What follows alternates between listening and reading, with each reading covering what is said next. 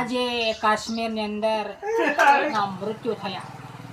પ્રવાસ કરવા માટે ગયેલા અને આતંકવાદીઓના હસ્તે મરી ગયા.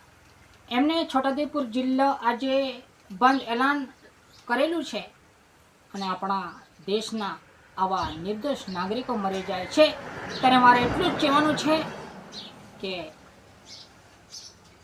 ભારત દેશની અંદર કોઈ પણ પક્ષ હોય, આમ આદમી પાર્ટી હોય, ભાજપ હોય, કોંગ્રેસ હોય, જનતા દળ હોય, દરેક જણે એક થઈને કામ કરવાનું છે અને પ્રજાને એનું નિરાકરણ આપવાનું છે અને સાચો ન્યાય આપવાનો છે.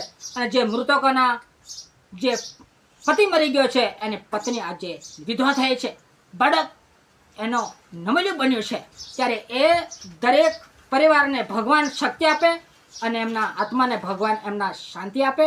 તેમજ ચાલુ સરકાર છે, વર્તમાન સરકાર છે, એ લોકોને વીમાની સહાય આ જે તે કે સગવડ કરવા માટે તાત્કાલિક એ ખડે પગે ઊભી થાય એ આજે મારી નમ્ર વિનંતી છે. અને હું એક આદિવાસી સમાજનો નાગરિક છું અને હું આમ જનતા કોઈ પક્ષપાત કરતો નથી, પણ જાગૃત નાગરિક તરીકે વાત કરું છું. જય હિન્દ, જય ભારત, જય હિન્દ, જય જવાન, જય કિસાન.